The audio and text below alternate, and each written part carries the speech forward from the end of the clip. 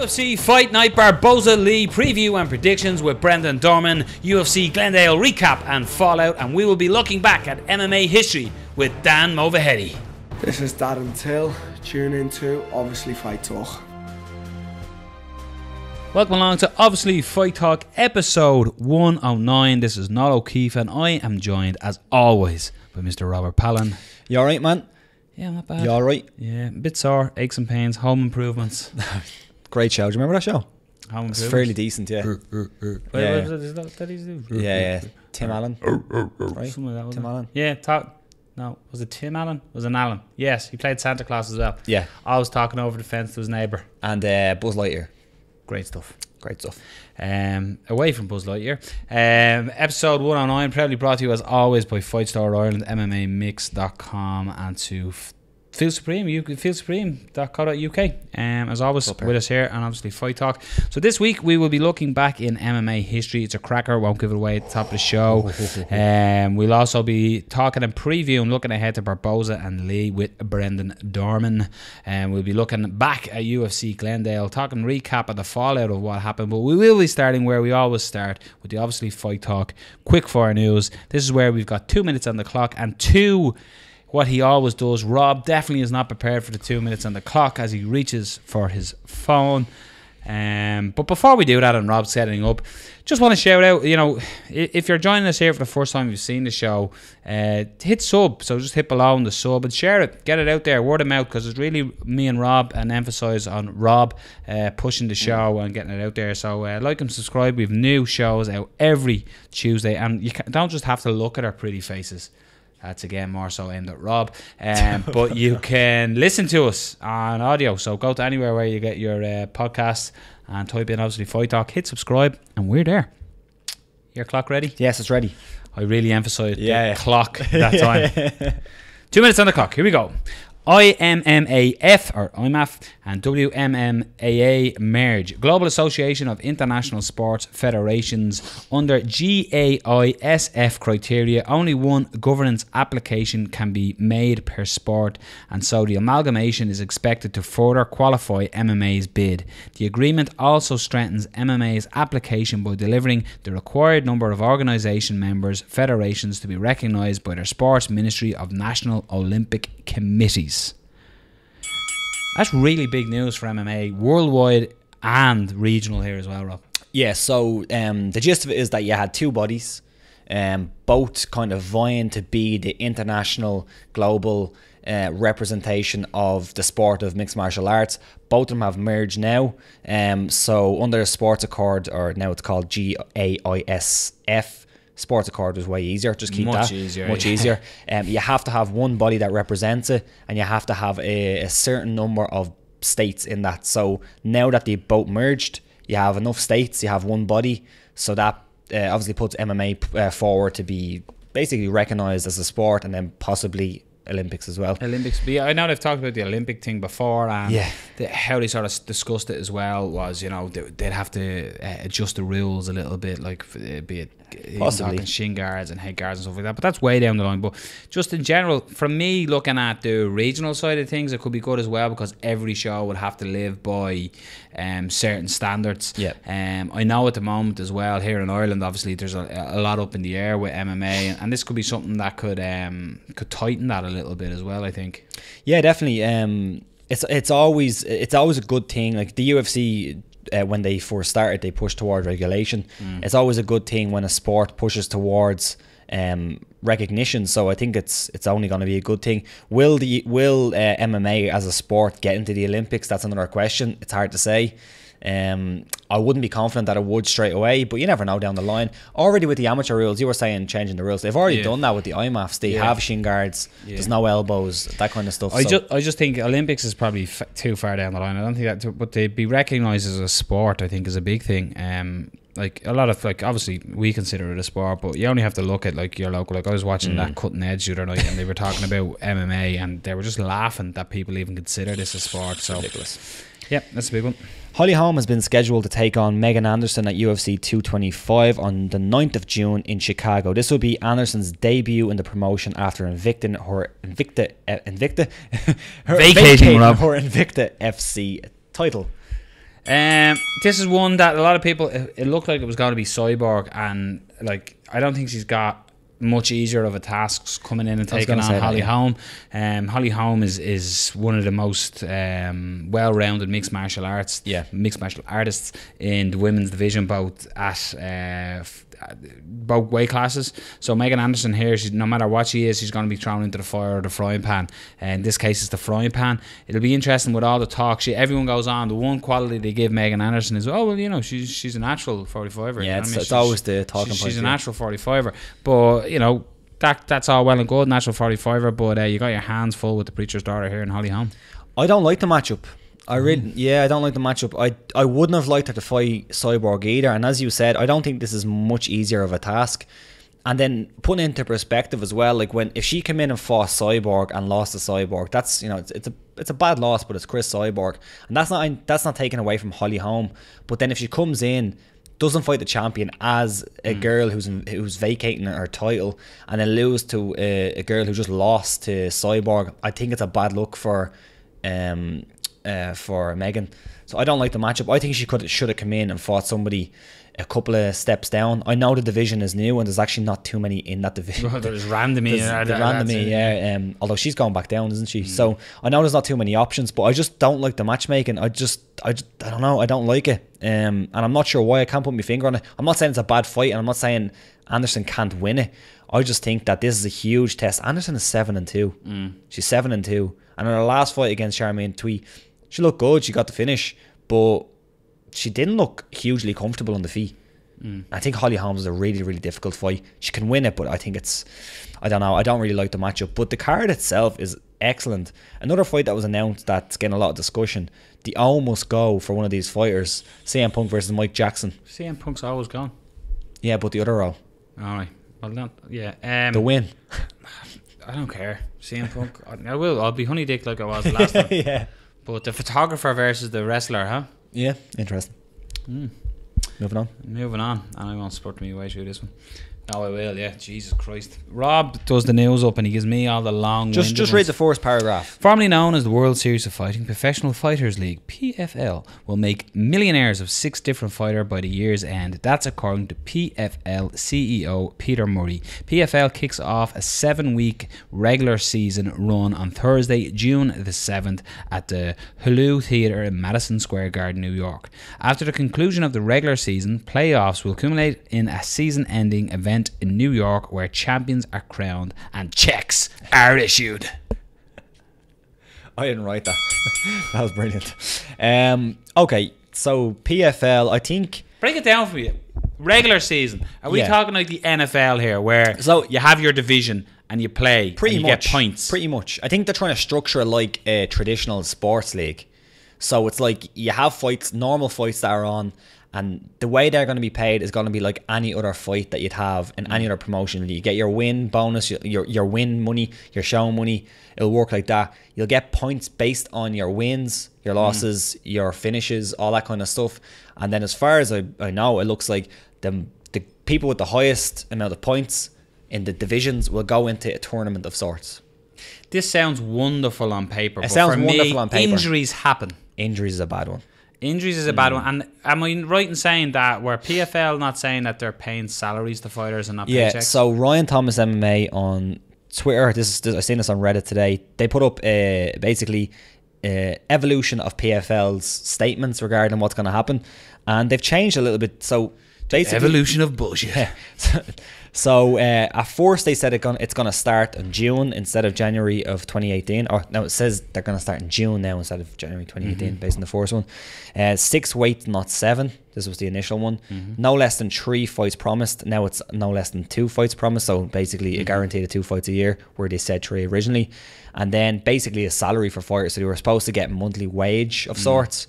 And now I don't think there's either no mention of it or else they said they're not going to get it. So on paper, it sounds great. Like it says they're going to make all these millionaires and that'd be brilliant. And if the fights are good, deadly. But I just think MMA as a sport is completely different than any other sport. It's so star driven. Yeah. It's not like football. If you're a football fan, you're watching because you want to see Manchester United play. You want to see Chelsea play. You want to see Liverpool play. You want to see all these teams play.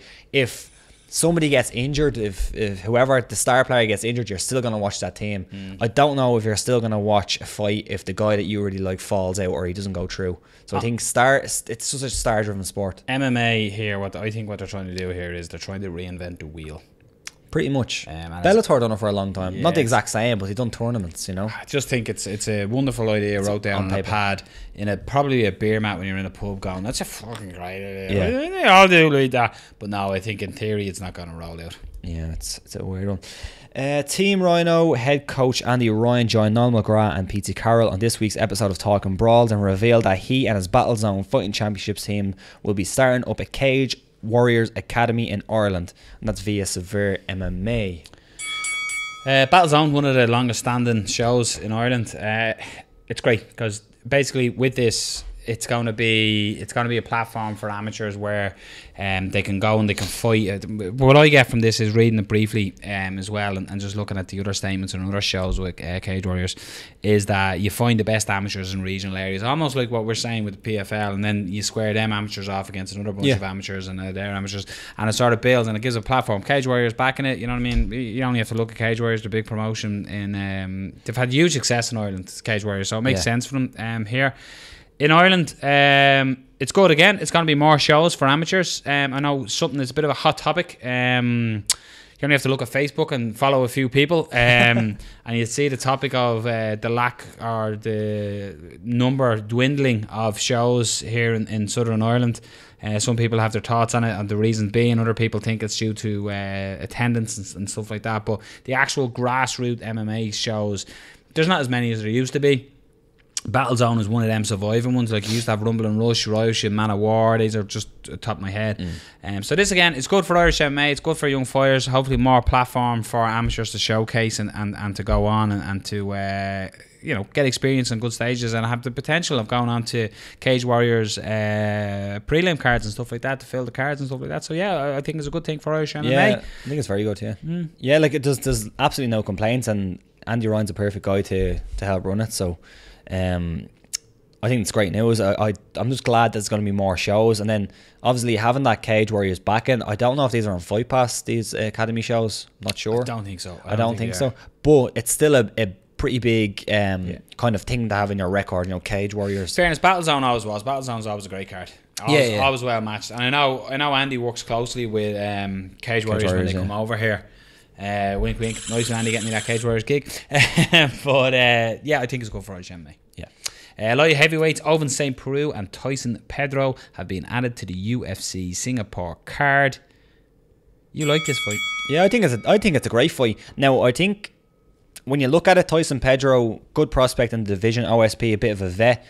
But not a guy who's really on the decline, really, OSP. So it's not like that typical matchup of the guy coming up versus the guy going down. It's the guy coming up against the guy who we could probably call a gatekeeper of sorts, although I'm sure OSP in his mind still feels like he can contend. He had that great fight with John Jones.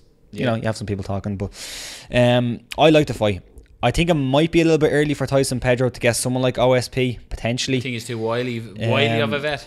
Yeah, possibly. I don't know. I think when it gets closer to it and I actually look at their fights and we can actually sit down and talk about it a bit more, maybe I'll change my mind. But I like the fight on paper. I think it's a good fight. That UFC Singapore, the UFC announced like a 3-year deal in Singapore where they're going to put on a certain number of events, that as well. But I think it's a great fight. I think Tyson Pedro is a good prospect. He's been impressive in his fights. The loss to Ilir Latifi is one that would stand out to me. Yeah, of course. You're talking about getting similar levels too much too soon. Similar levels. Yeah. So it's a good fight for him, and look, it'd be a good fight as well. Ovince St-Preux coming up against a prospect, it does well to beat these prospects as well. Do you know what I mean? And take their thunder in some ways. It's similar to what's going on with Darren Till and Stephen Wonderboy. Well, not to that level, because I think there was a couple of other fights announced for the card, and there was already some of these were already on the card itself. But you had Donald Cerrone, Leon Edwards, Jessica Eye versus Jessica Rose Clark was announced. Shin Sho Anzi versus Jake Matthews. Jake Matthews a good guy there. And Nui against Schnell. Are you noticing a trend on it there? No. A lot of Australians on the card. Yeah. Singapore's down across the road. Yeah, exactly. You'd hit it with a boomerang. Once Kobe Compton is in the way. Nice place to end it. I have to say, Rob put up a wonderful, wonderful tweet. Or no, it was Facebook. Who was it where you basically had, can I copy your homework? And you were like, yeah, but Colby change and McGregor, and it was, they both had the blue pinstripe suit. They both had the glasses. Yeah. Excellent. Yeah. I was watching Colby today, calling out Tyron Woodley, and he was sat in between two girls, oiling themselves up. And he sat in shorts. I've seen that. And everybody's afraid, and whatever. And then she goes, Colby, can we get in the jacuzzi? And he goes, yeah, let's do it. And you're like, oh, so cringe, isn't it? It's like a terrible ad or something for like Brute in the 70s or something. You know what I mean? It's fucking cringe. Like, come on, Colby. Yeah, you're better than this. UFC Glendale went down. Sure did. UFC on Fox 29, Poirier versus Gaethje, Rob. It went down and we were spoiled. This is boiled. The main event. Woo! That's my reaction. Just if you're listening, I'm just making it like it. Unbelievable. I got up the morning after to I was doing stuff at home and I had a limp. That's how big them leg kicks were. Did you see his leg? Yeah. Yeah. Funny. I've seen worse from the legs. I thought it was going to be much worse. Yeah. I understand that, but it was devastating though. Anyway, what I loved about Gaethje's kicks was so Poirier versus Gaethje. That's what we're going to talk about. Yeah, Dustin Poirier versus Justin Gaethje. Dustin Poirier defeated Justin Gaethje by TKO in the fourth round. 33 seconds into the fourth round. A couple of things. Number one, people, we got to drop that Dustin Poirier has a glass chin. Yeah. We got to drop it. Yeah, that's we had this kind of chat coming into work today, and that's the first thing you said. We need to drop that because that's something that every time we preview a Dustin Poirier fight, that's something that comes into your head, comes into my head, pretty much everyone else's head, and I think it's something that we still need to think about. He has been hurt, not just at featherweight, he's been hurt at lightweight as well. So we have to think about that, but we can't really go and say now that Dustin Poirier has a poor chin. Dustin Poirier took some great shots against Justin Gaethje. I'm mixing up the first names, but yeah, I completely agree with that. It was something when I was breaking down the fight, I thought that I said Poirier will have quicker strikes, he'll be off center, he'll be moving, better head movement, he'll be doing all these things, but Gaethje will wait, he'll slowly break him down. That's how the fight was going. Yeah. Poirier was landing, and I tell you, I got to tip my hat. Charles Sonnen, I thought he just does. Did you ever watch it? I think he calls it After the Fight or something. It does be on Facebook, and it was like just a 4-minute little video of him sitting. He's normally sitting down with his feet up in a chair, but this time he was in the ring, or wasn't it? In the cage with some young fella. But he was saying like when Poirier was throwing his shots, it was some young fella. Some young fella. But he was saying like Poirier would come in with his combinations, and Gaethje would just shield up. Yeah, and he wouldn't counter or slip. He'd wait and go, right, you're finished, so I will kick you now. And he doesn't telegraph. It was the lead leg kick, and it was catching. And you could see Poirier every time, this was my leg. Every time he hits him, the leg just goes, whoa, off with it. Like he was really getting hit with it. And it was really starting to add up. But leg kicks, as Brendan will always bully me and just send me a hashtag leg kicks when he's talking to me. Leg kicks are like depositing in the bank for a rainy day. Yeah. And the rainy day is late round 4 and 5. And Poirier, as much as he was getting kicked, he was using his superior, I think you can say, superior striking, speed. He was getting in and out and he was landing them shots. He got caught a couple of times, but it was come the third round, Gaethje, the momentum swung. He caught Poirier and Poirier was hurt a little. He wasn't wobbled, but he retreated. Yeah. He met, and which is what you don't want to do against Justin Gaethje. And this, here we go, and I'm sitting on my treble going, here we go, here comes Gaethje, and it looked like that. And even when he went back to his corner, he was told in the corner, this is what you do, you're breaking him now. And it did look that, but man, that recovery in between 3 and 4 for Poirier, and he comes out and just lands that left straight, boom, right on the chin. And even if you watch it back, because you mightn't have seen it when it happened, but when Gaethje gets wobbled, he falls back and stumbles, and the first thing he does is go, bring it. Madness. And I said this to you as well this morning coming in. I said, even at that point you thought, it's still Gaethje's, this is what he wants. He wants to be hurt. The fight has just started. We're underway. But Poirier, like Poirier does in a lot of his fights, when he senses the end is near, he swarms, but beautifully selective in his shots. Yeah. And that's like, for me, this is hands down the best performance by Dustin Poirier. Hands down. He looked like a potential title challenger in that fight.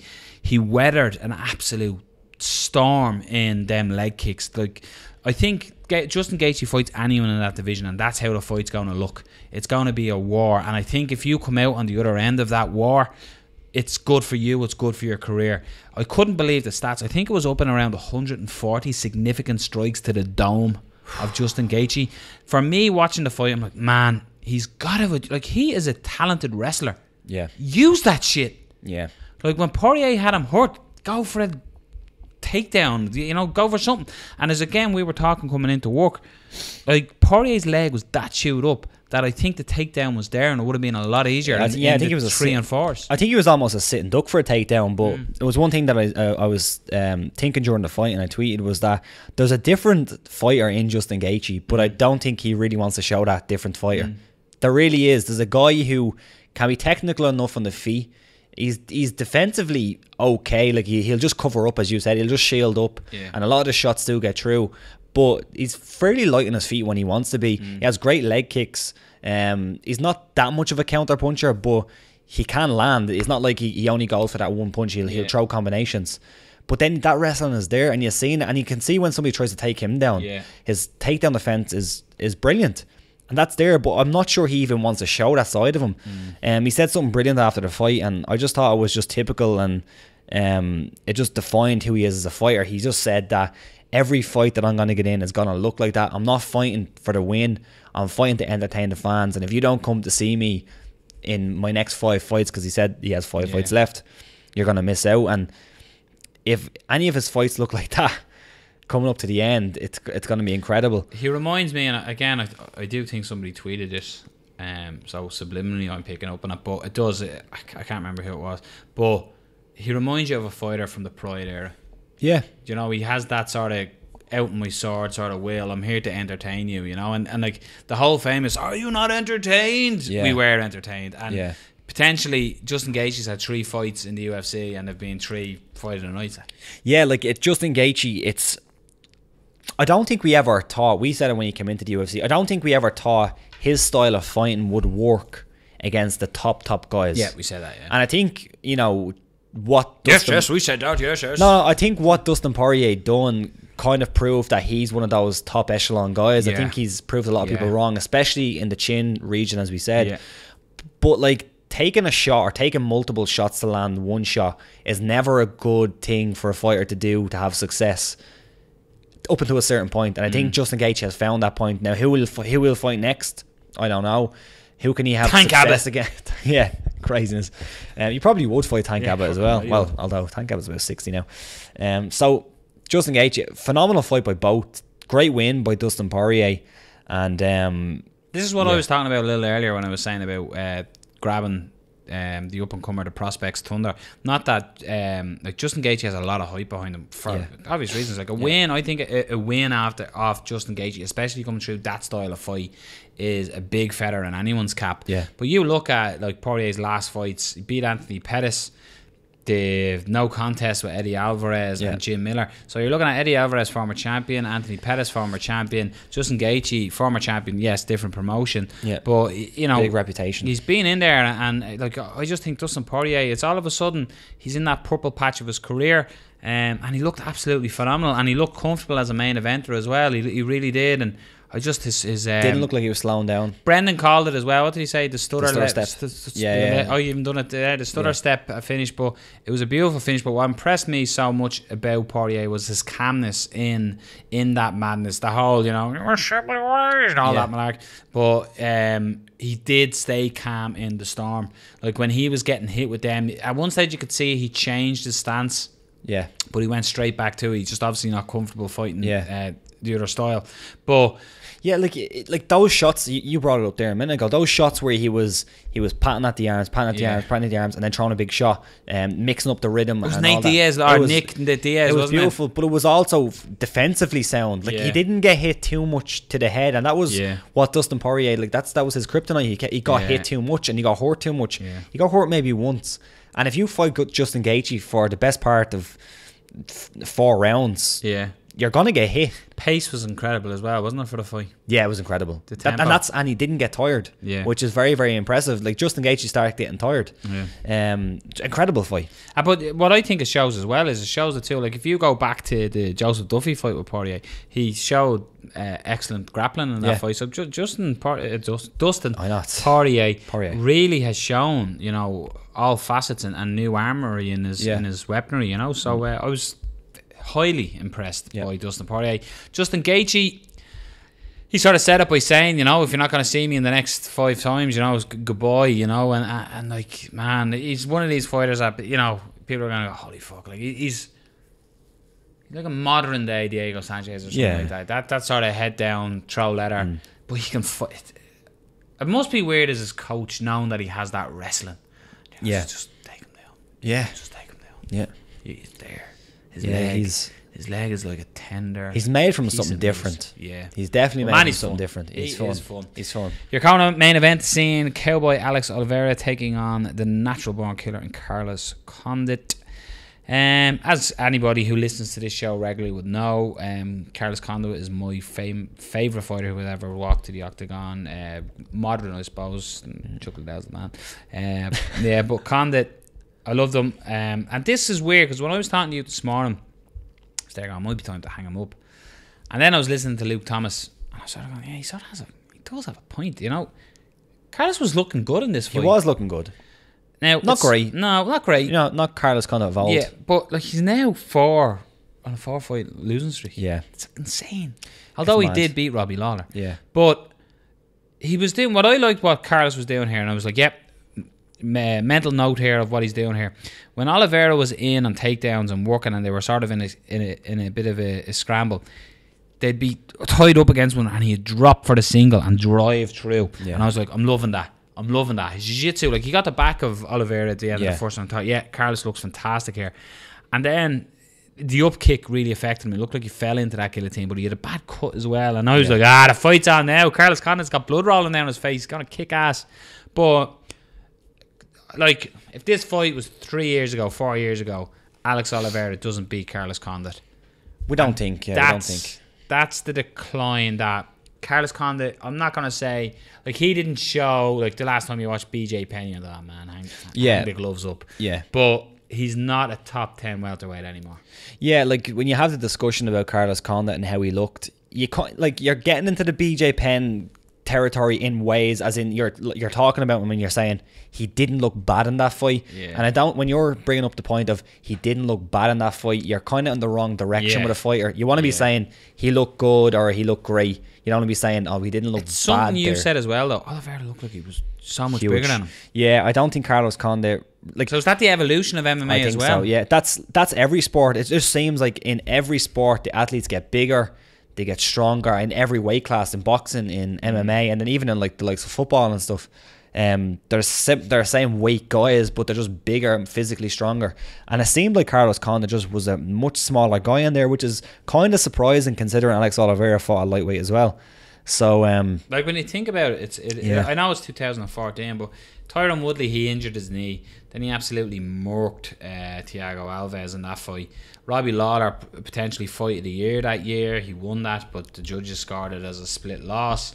And then you look at like Damian Maia, absolutely just mauled him. Neil Magny again. Neil Magny's like, and I don't mean disrespect to two opponents, Neil Magny and Oliveira, but I just think Carlos Condit years ago, these guys aren't even getting in the same octagon. Do you think, and this is, I'm not sure how I feel about this, do you think that Carlos Condit's game is just not as advanced as the guy is now?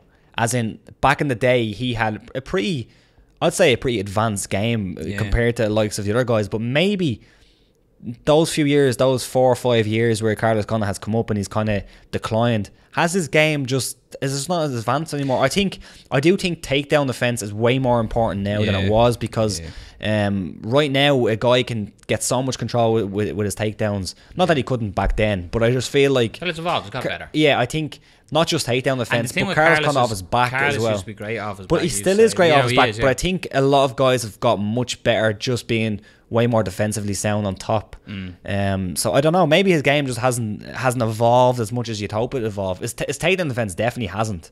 But I think credit has to go though to Alex Oliveira. He kept a high pressure on short notice Carlos as well. Yeah, he really kept a high pressure on Carlos Condit as well, and he Impressive. it when his ground game, when he was throwing elbows when Carlos was even on top, he split him open. The up kick and the guillotine, by the way, beautiful finish. Yeah, absolutely beautiful finish. Okay, looked like Condit got his hand in and created a little bit of space for himself, but Oliveira, excellent work. Broke my heart. You really did, Alex. You broke my heart, but that's not the first time.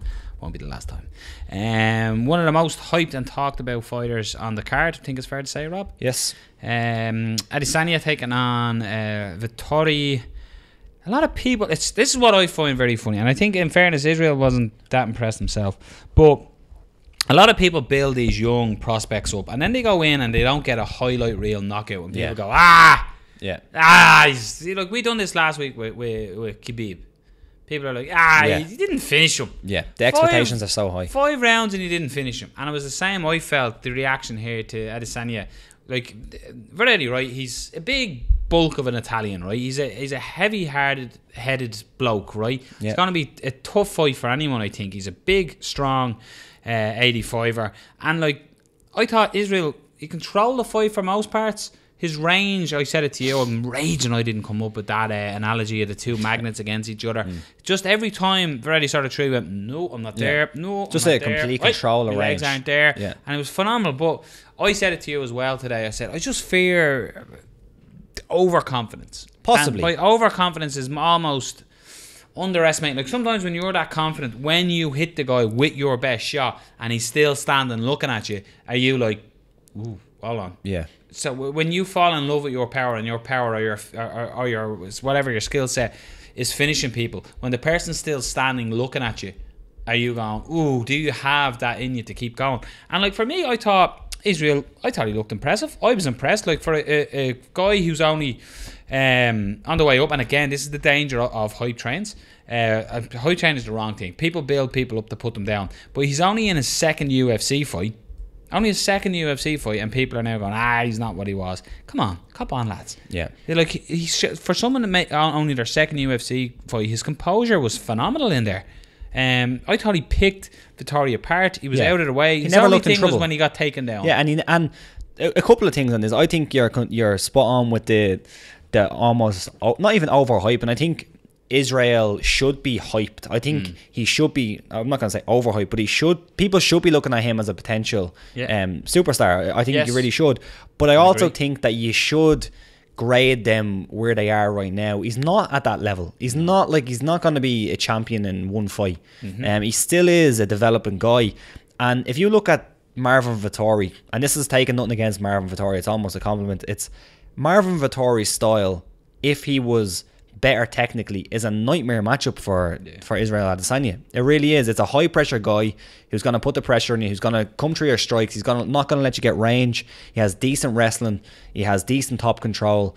He's just a really good all-round fighter. I think if somebody like just a superstar grappler when not great striking fights Adesanya, I think Adesanya knocks him out. I think a really good striker when not much ground game, I think Adesanya still will probably knock them out because they're going to be content to stand in front of him. I think someone like Vettori who knows he needs to get it to the floor, who knows he needs to pressure him, I just don't think his skills were there. And I think it was very impressive that Adesanya could keep on the feet for the most part, outstrike him, and even when they got to the ground, I thought his takedown defense was very, very good. He got taken down once or twice. And when he got to the ground, I did like the fact that he immediately tried to get to his feet. He made a couple of mistakes, but that's always going to happen with a young developing fighter who doesn't come from a grappling background. I just think it was very impressive. I don't have any problem with his performance. And it was almost as expected.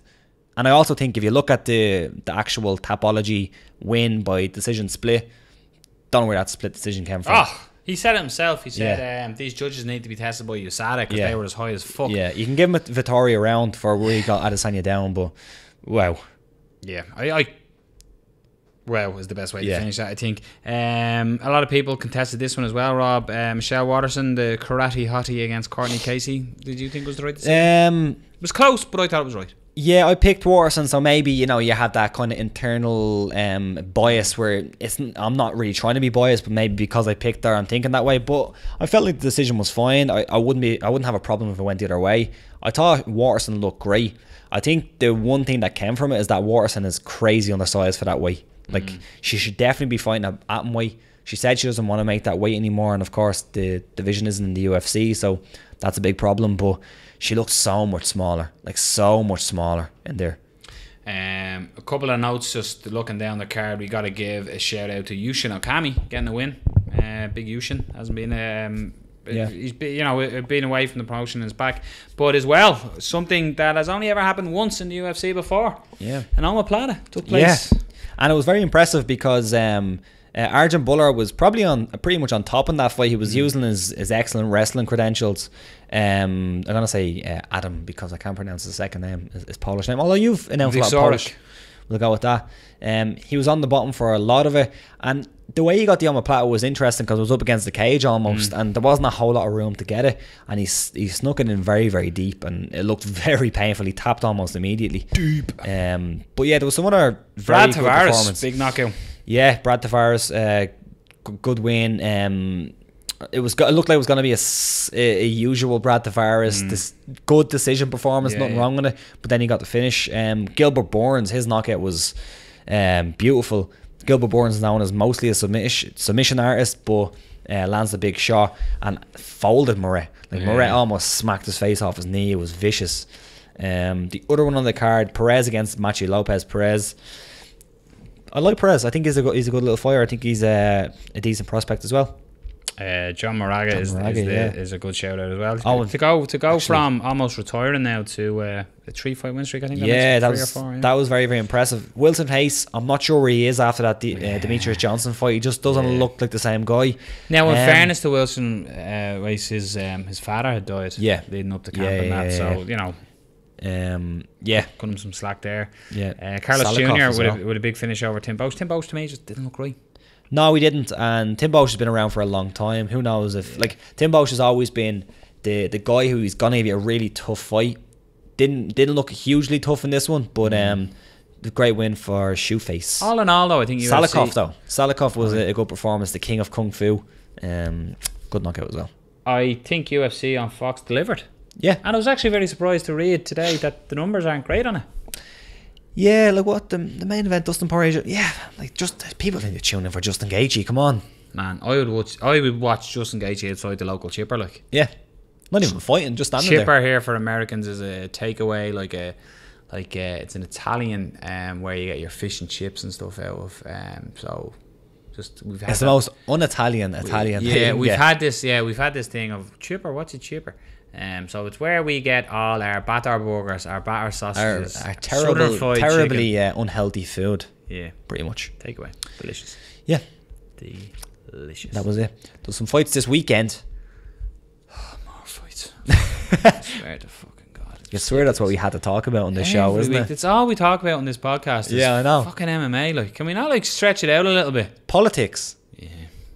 No. What's your thoughts on Syria? Yeah.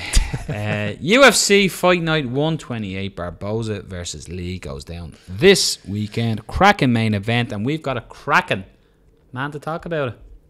We're not saying he's the best. We're just saying there's nobody better. What Ron Burgundy type introduction will he give this week? Let's find out with Brendan Dorman. So welcome back to obviously Fight Talk. UFC Fight Night 128 goes down this weekend. It's Barboza versus Lee, and we got on supposedly analyst. We're not saying he's the best. We're just saying there's nobody better. Brendan Dorman. So supposedly, thank you.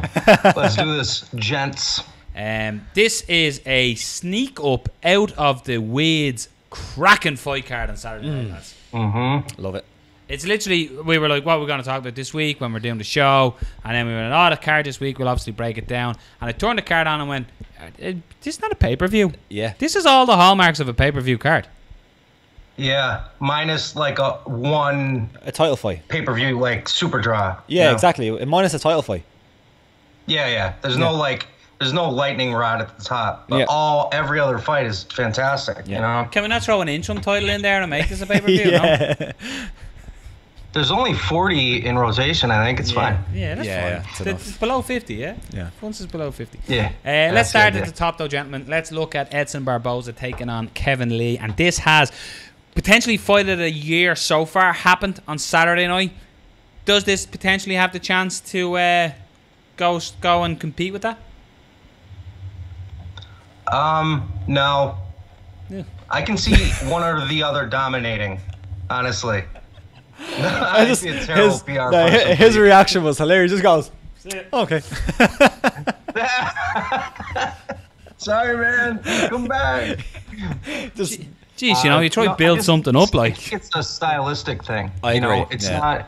It's not going to be a war of attrition. I think it's going to be who's better on the chessboard. You know, because Lee's striking has gotten better pretty substantially from fight to fight, and that's probably Dewey Cooper being a good athlete, being a smart dude. A lot of things go into that, right? Edson is an amazing striker with amazing takedown defense against anyone not named Khabib. Yeah. So Kevin Lee's wrestling, we'll see, because he's certainly put it out there like his wrestling is on par with Khabib's. I disagrry there, but it is what it is. We'll see. I just can see it being like, let's say his takedowns do have the efficacy that he kind of claims they do, right? And he can get Edson down, can keep him down, you know? Because he does like what I would call an open field takedown, whereas Khabib likes to take you down close to the fence. This is no secret. Yeah. Point, right? And then he can kind of smush you, right? So even with Barboza's ability to maybe like cage crawl, you know, he still was nullifying a lot of that. I don't see Lee doing all of that. So it'll be a different kind of takedown defense. You know, it's going to be more initial. Do you think searching for underhooks, head control, etc. I think Barboza has more knockout power, and Lee's certainly the better grappler with comparable striking almost. Yeah. So in a throwback way, is it who can implement their game plan in this fight? Definitely. I think so. And I know that's become pretty cliche, but I think it'll be that. I want to see where they're both at now too. Yeah. Both coming off, you know, fighting the two very best in the division, or it should be anyway. It's interesting. You know, it's really interesting to see where they're both at as far as like what's their preparation going to be like, who's going to be aggressive. You know, honestly I think it's going to be like a footwork chess match. I think it's going to kind of come down to who's better with their angling of attack. You know, and that can be for takedowns too. That's not striking. Because what I think, I mean, we were talking about it earlier when we were talking about fighters falling away and having a defeat or whatever. I think a lot of people now, after the Ferguson defeat to Kevin Lee, it's like people's memory is short. You got to remember going into that fight as well that Kevin Lee had substantial staph infection as well. So how important was that in the fight, in the outcome?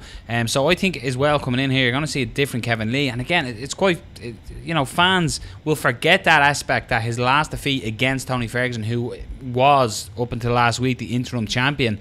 You know, he was doing all right against Ferguson. But I think you can argue he's doing better than all right against Ferguson. Yeah. And I think Brendan's point of both guys like going against two of the best guys in the division, and they almost coming out of those fights, and not that either guy would want this, but they almost have a bit of a kind of an excuse, like in a way, as in Barboza fought probably the scariest lightweight in the division, the most dominant lightweight in the division, stayed in there for 3 rounds and they didn't get finished.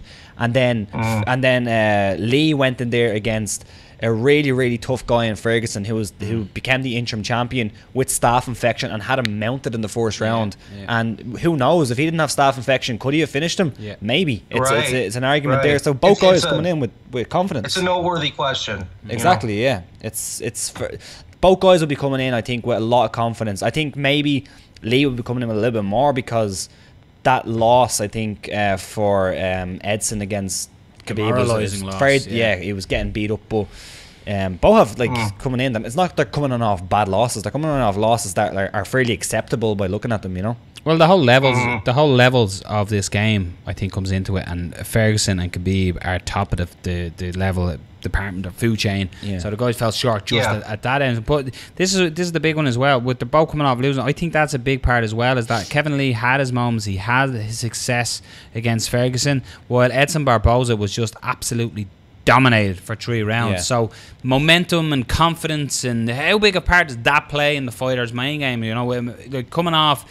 Like, at least Lee can look at his moments against Ferguson and go, you know, I've done that well, and oh yeah, I've done well there, I should have done this maybe. While Edson Barboza is going, yeah, I should have covered up there and not get hit there. You know what I mean? He's looking at, there was nothing good apart from he didn't get finished tough, against Khabib, you know? And that's not the monocle a fighter wants to be known as, you know?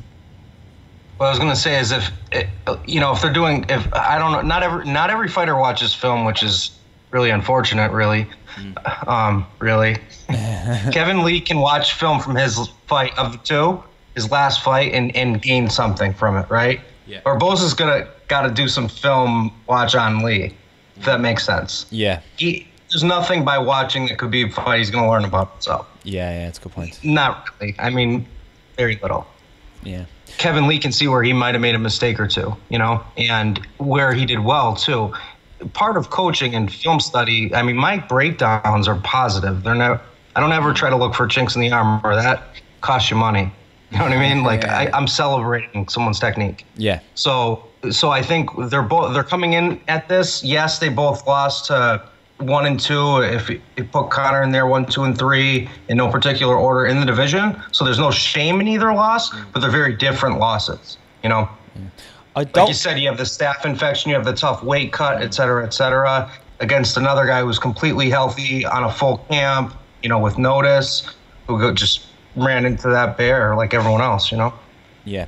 I don't know if you used to agree with this, but I think on the surface, I think Kevin Lee will have an easier time, or Kevin Lee's coaches at least will have an easier time game planning for Barboza than Barboza's team will have game planning for Kevin Lee, because I feel, even personally, when I'm looking at Kevin Lee, I can't quite pin down the type of fighter he is just yet, because he does a lot of things pretty well. I think his strong suit is definitely his grappling, his wrestling, but I think his striking is quite good as well. He has good hands, but I just think that with Barboza, it's not saying that it's an easy fight for anybody, but I think you know what he's going to do. The problem is stopping it, but I think you do know what he's going to do. He's going to go in there with that traditional kickboxing style, that Muay Thai style, going to throw the leg kicks, going to throw the high kicks, the spinning kicks, the jab off the kicks as well. So I think you're going to know what he's going to do. It's just, you know, you do have to stop that. That's not saying it's an easy thing, but I think tactically it's going to be a lot more difficult for Barboza's team to come up with a game plan for Kevin Lee, because you're not sure what he's going to come in like. It's a fair point. Yeah, I don't disagree with that. Kevin Lee, we've seen in, like, think of the Chiesa fight. It was like, that's pretty quick. Yeah. You didn't get there wasn't a lot to study for film, right? Yeah. And the Ferguson fight was a bit anomalous. Anytime you're watching anybody fight Ferguson, it's kind of odd, right? Because it's the opponent. How are they squaring off with said person? Sure. It's like when you're watching Mayweather fight southpaws versus Mayweather fighting. You know what I'm saying? Sometimes you have to keep in mind who the opponent is. Yeah. Edson versus Khabib was using, like, he was trying to be more circular, jab, left, inside leg kick. He didn't even throw a right leg kick, I don't think. He threw one, I think. And Khabib almost caught it. So, fair play, right? But, yeah, no, I think that's a completely legitimate point. I just think that little caveat there of who did they fight last, you know? Yeah. So, it's noteworthy. For me as well, a lot of Barboza's advantages in this fight, I mean, the tools that he'd use is kicking, and he kicks with such lightning pace as well. But to use the old thought process as well, but it's old because it's true in some ways as well, is throwing kicks, you leave yourself more susceptible to the open field takedown, if you like that. If Lee times one of them, he can take it down. And like Barboza, I can't remember the last time he actually got choked out, but I know he's been finished in his career submission wise as well. And this is where I see this Barboza. He's been choked. Ferguson and Cowboy. Yeah, so he's susceptible to getting choked out. He's susceptible to submissions. So he has been clipped as well. No, he has. Yeah, but clipped as well. For me, I just saw.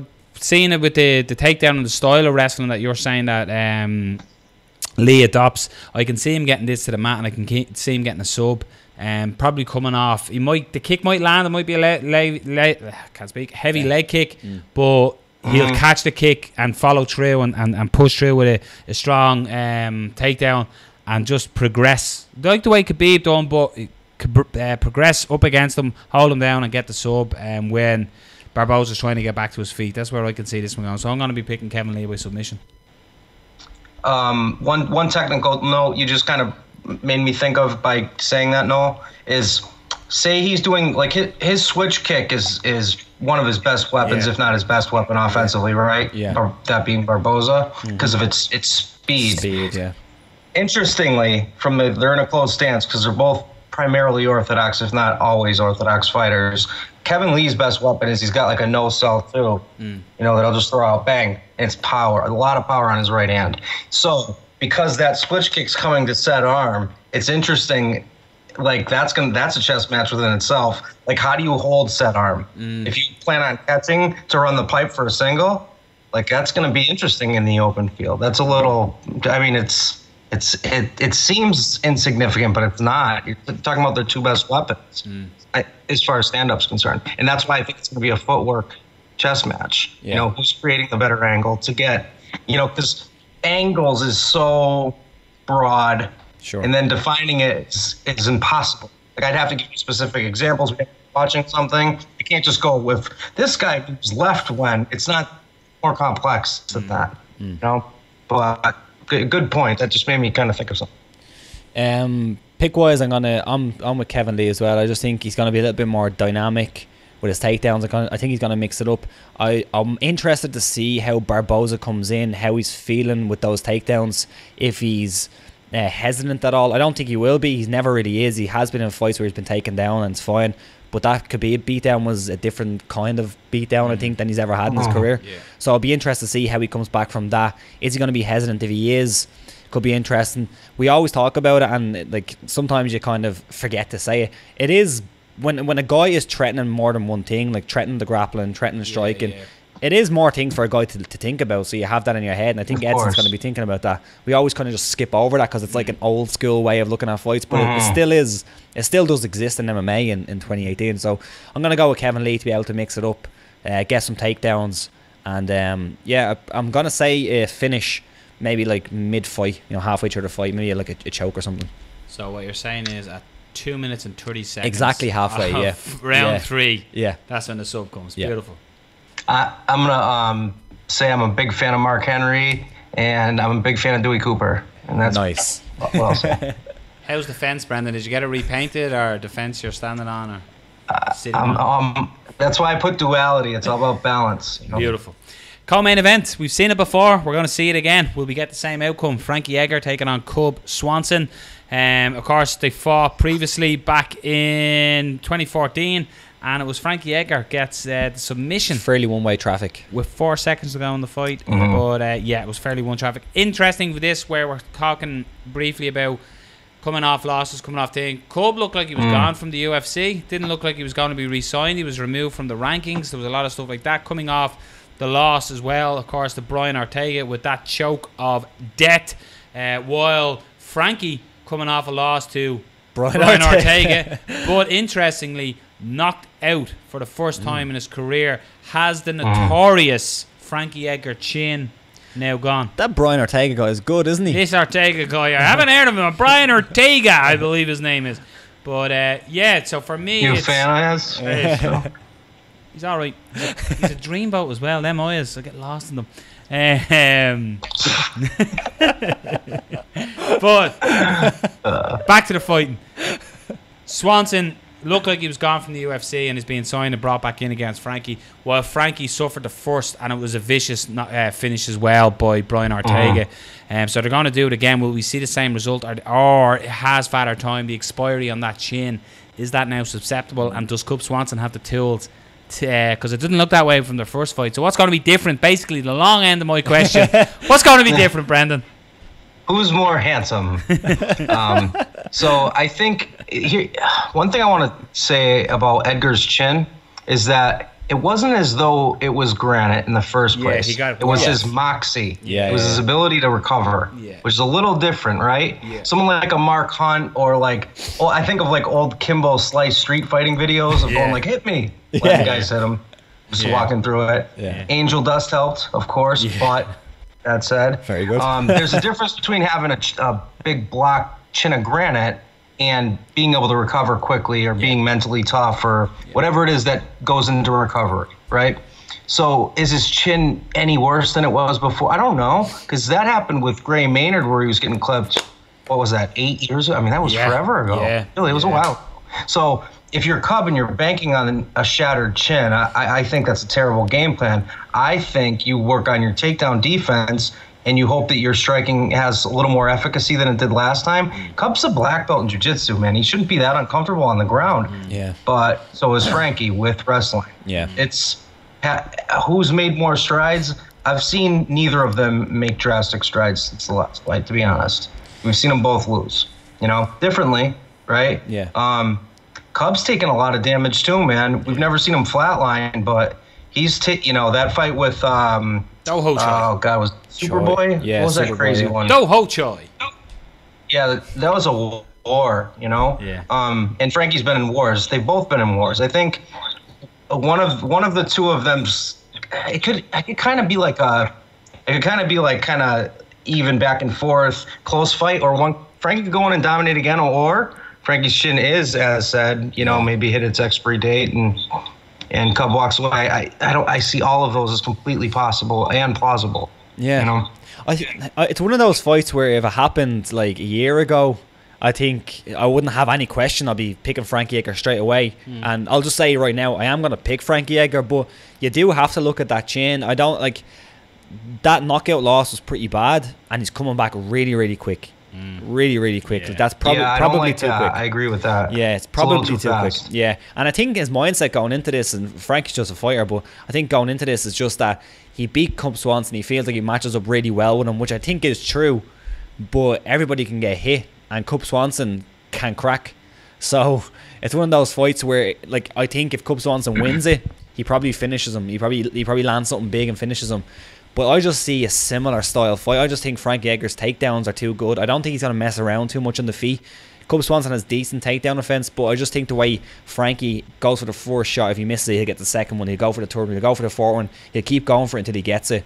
And I think Cub Swanson couldn't deal with that in the first. I don't know if he's made the improvements, as you said, to deal with it in the second. So I'm going to go with Frankie Edgar, but I just don't like how quick he's coming back. I think it's way too quick. Yeah, I agree with that. That was going to be my number one reasoning in this. And I throw it back to good friend of the show, Brendan Schaub, on Below the Belt with Frankie. And Frankie said that he needs the money. He wants to fight for the money. And I didn't like that. It seems like, well, you were former champion. Why? Edgar said that? Yeah, Edgar was saying, he's a few more fights, he wants the money and stuff. And that for me is it's not obviously the wrong reason. Everybody wants to make bank. But it was weird. The turnaround, like the T-City fight was only like just over a month ago. Wow. And he was badly knocked out. Like, so he would have got, from that, he would have got a suspension from sparring. Do they really do that when they go back to the gym? That's another thing. But unspoken thing. Yeah. So for me here, because of that, I'm swaying with Cub. Well, interesting. And it's like if you said this fight 6-8 months ago, I'm picking Frankie. Frankie's movement, I love how Frankie gets in for his takedowns. He just pop, pop, pop, and he's moving, and his head movement is phenomenal. And he's just and then he gets in, he takes you down, he beats you up a little bit, and you get back up, and he's up again. Good footwork, right? Incredible footwork. Amazing footwork. But then you bring in Cub Swanson has that little bit of unpredictability in his striking as well. Sometimes he can just go real. No, I'm just going to throw this overhand baseball throw at you here all night, and that's all I'm going to do. And then he shows this array of different techniques and unpredictability, capoeira kicks and somersault kicks, and so he has that in him. And I just think if he cracks Frankie's not going to have the opportunity to recover the way he did when he fought Maynard, the way he did in other fights. Like I just don't see that in him anymore, and it's sad to say that, but I'm not saying Frankie Edgar does what he does again. Not surprised in the slightest. Yeah. For me, it's the time scale here. And Cub Swanson's the guy who was the bridesmaid, you know. And a couple of times he was the bride. He was the bride of he was the maid of honor. Yeah. You know, he was just that close. For a long time, it looked like Cub was just there. And then he ran into Frankie Edgar. Yeah, that's been Frankie since he lost the title, isn't it? Yeah, but so. I don't know. I just think that maybe, you know, Frankie's had too many wars, and I think if this fight even was another 2 months down the line, 3 months down the line, I could be picking Frankie. I just think it's too soon. The mindset thing is an interesting one, because I think if Frankie's coming in here saying, I'm doing it for the money, I'm doing it to get that taste down my mouth from that loss, I'm really upset about that loss, I just want to get a win. Look at Bisping. But then if Cub, on the other hand, is coming in, who just finished his contract, signed a new deal. I'm pretty sure he has a kid on the way, or else just his girlfriend just gave birth to a newborn. And then coming in and saying, I just got Frankie Edgar here. If I beat him, I'm back up. I'm in there. I'm back in the game. Yeah. 2 different mindsets coming in, so it'll be interesting with that one as well. I think, you know, you know what's interesting about this is since their fight, this is a great example of styles make fights. Like the way they both fought Ortega. Like Cub did well against Ortega until the choke. You know, I mean, the end of the first was just time ran out, I guess. Yeah. Save the bell. Amazing, but he won a good 3, right? I think he won 3 rounds. Two. But he was clipping Ortega standing, whereas Edgar was for like a minute or 2, maybe 3, and then that's it. You know what I mean? And he got bested standing, not via, you know, that magical leap guard guillotine.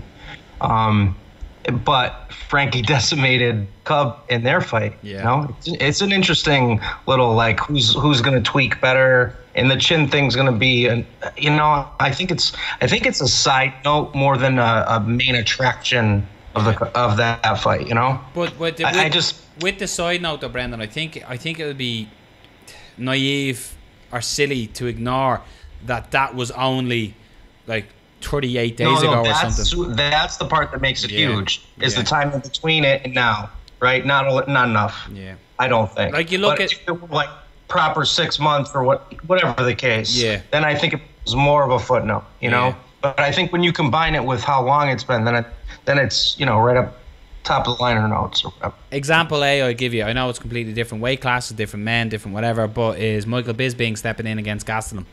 Similar time frame, 30 odd days later. I think that's a great point. I said in the back. Yeah, it's just, it's definitely one that's. Even though George knocked him almost out and then choked him out. Yeah, he was gonna put him to, you know, he was out. Same thing. Too soon. Yeah, I agree. So who are we going with? Cub? I'm picking Cub. Yeah, I'm gonna go with Frankie for a similar type of fight. Maybe a decision though. But similar. I think he's just gonna out-grapple him, outmaneuver him on the floor. I'm admittedly biased, but because of him being a Hanzo guy, I'm gonna go with Frankie. Your next bout of the evening then is the greatest MMA fighter on Twitter, Chase Sherman, taking on Justin Willis. The gift man Sherman here. What do we think, Rob? He's needs a win. Yeah, he needs a win. I really think this is a difficult fight for him because Justin Willis has a serious amount of power in his hands. Yeah. He can wrestle. Chase Sherman likes to get into a scrap, and I just think a heavyweight with Justin Willis, who is on a decent run. He's only 6-1, but you know, heavyweights generally don't have a whole lot of fights unless that are guys at the top. A lot of young heavyweights coming up, so I think this is a difficult fight for Chase Sherman. I think if he gets into a brawl like he usually tries to get into a brawl, I think he's going to have problems because Willis has a lot of power. Willis likes to work on the ground a little bit, but generally I think it's going to be a stand-up fight, and I just think Chase Sherman's going to get into that brawl that he generally does, and he's going to get clipped. Yeah. He's coming off. Hey, Rob, what are you looking at for your stats right now? Which? Like, what are you looking at a statistic thing where, because you said 6-1 about Willis? Oh, topology. I just have a question. I have topology here for the cards. Okay. Does that say, like, his age? Yes. This is a Brendan Dorman special. Yeah. Asking the question when I don't have it available. Whose age are you looking for? Willis Willis is 30. He's 30. Which for heavyweights, I guess, is kind of a norm. Pretty How many average. of those 6 wins are a knockout? Does it say that? It does indeed. 1, 2, 3. Well, Aidan, you were dead right about 4. Brendan Dorman. 4 out of 6. I love Aiden. That dude rules. Yeah. 4 out of 6, right? Yeah. So Sherman's got to not leave his chin out. You know. Yeah. And I don't think this one's all that complicated to break down. yeah, exactly. Like especially heavyweights, young heavyweights who like to brawl. Mm-hmm. You know, go pick. But when you have one that's a little more accurate, a little hungrier, and showing improvement, Chase Sherman hasn't shown a lot of improvement besides his tweets. Yeah. Which are good. I like the guy. He's hilarious. Yeah. I'm not disparaging him, but Willis we've seen improve his last 3 fights. So. As well, you got to look at that was insane. He got finished fast against Shamil Ardurmarkominov. Yeah, I can't pronounce it. That's what I can't do. Yeah, that was a quick one. That was kind of anomalous, though. Yeah, but man. Yeah, so I think it's safe to say we're all sort of saying he's got to keep the chin in, Sherman. But I see Willis again. The big guys, you know, it's gonna come down to that, isn't it? You never know. The heavyweight show, you never know. Yeah, you know? who lands the big shot? Out, you know, Stipe. Yeah, exactly. Hey, flip a coin. Dave Branch taking on Thiago Santos as well on this card. Again, interesting. Right. It's a great card. Yeah.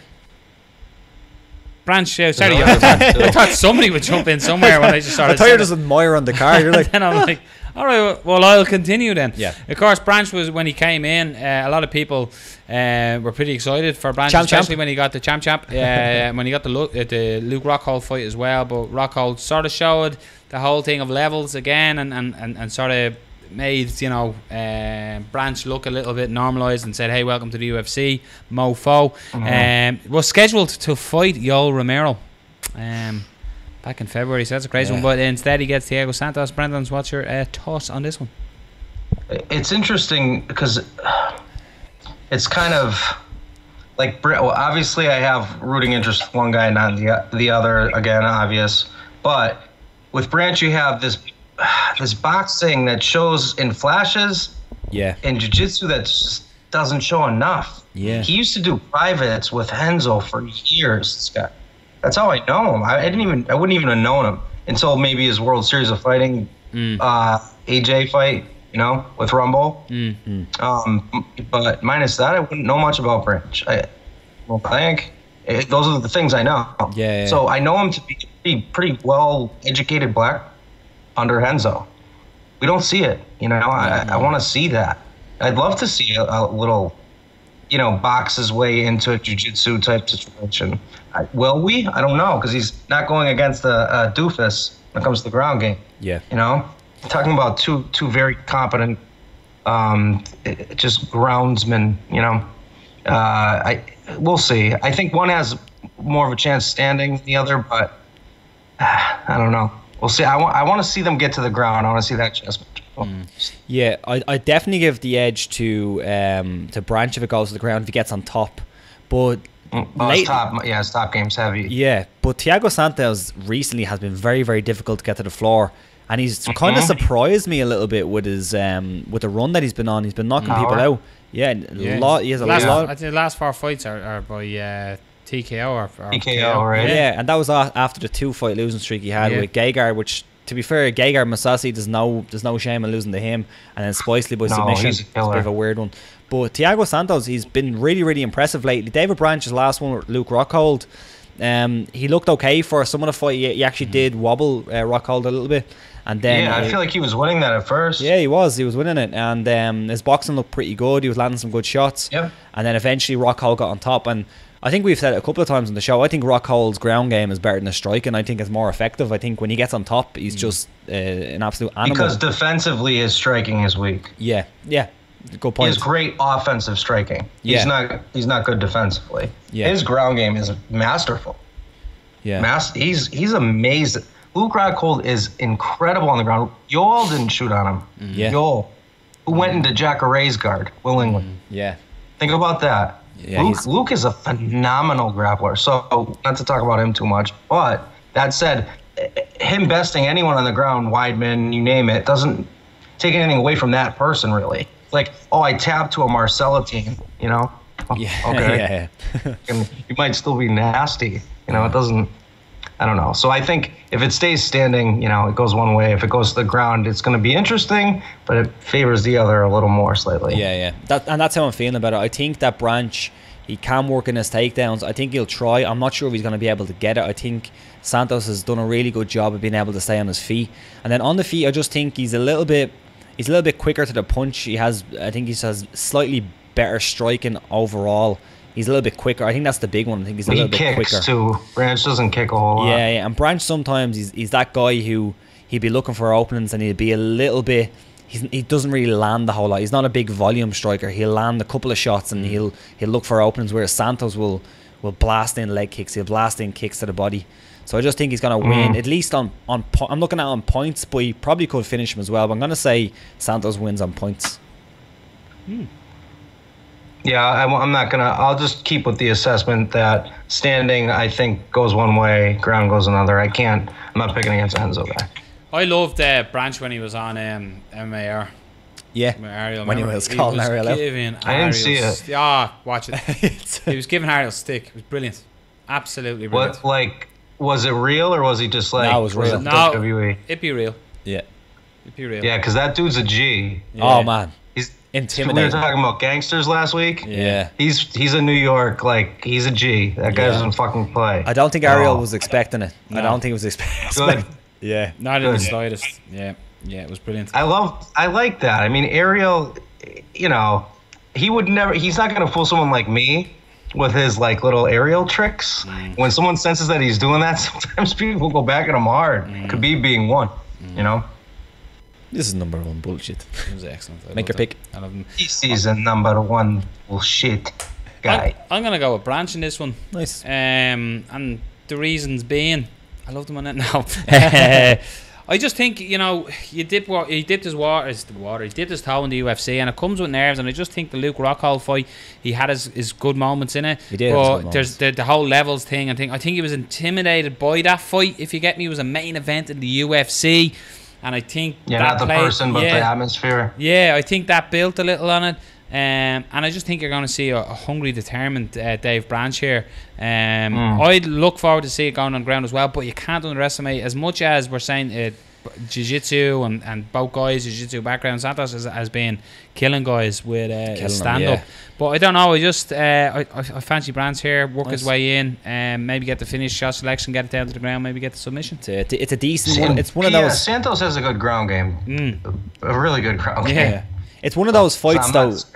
Yeah, it's one of those fights, though, that the winner will push themselves into that kind of top 8 guys. They'll be in with a shout of fighting one of those. So yeah. Break into the hashtag calm. Yeah. Very good. Your opening fight on the UFC card is the Pikey. Brett Johns taking on Aljamain Sterling, the Funk Master taking on the Pikey. I really like this fight. Yeah. You've got Sterling coming off the loss. There was a lot of heat going into it against Marlon Moraes.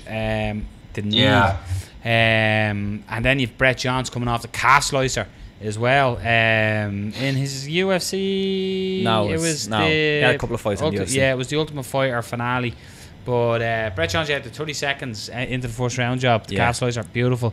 But this is a great fight for both fighters as well, because Aljamain was sort of on the trajectory going up. Yeah. He gets that loss against Moraes, and the trajectory sort of stops and goes, oh, hold on. Yeah. And now we get Brett Johns, who is ascending. So, again, to go with the theme of today's show, Rob, you can steal the thunder and the momentum of your opponent, and that for Sterling is a good thing, but for Brett Johns it's a good name and getting the defeat over Aljamain Sterling. It's a big name. This is a very interesting one because Brett Johns, I think, does his best work when he can mix in his grappling, which we saw with the calf slicer, but he actually is a fairly good wrestler for someone from this side of the world. And he's good when he can get into his boxing range, which is kind of where Aljamain Sterling can keep it away from. Aljamain Sterling is an excellent wrestler, really good wrestler. And long, very long. Uses those teep kicks to keep it away. So I'm just very interested to see if Brett Johns can get on the inside. I'm not sure if he can, but if he does, it could be very interesting. I just don't know if he can get on the inside, and if he can get there, will he get takedowns? It's a tough ask. I think it's a big step up for Brett Johns. Yeah. Oh yeah. Yeah. Did he fight in Bama at all? Cage Warriors? No, I don't think Cage Warriors? Yeah, Cage Warriors. Yeah. Yeah, because it would have been a little Yeah. while ago, right? Yeah.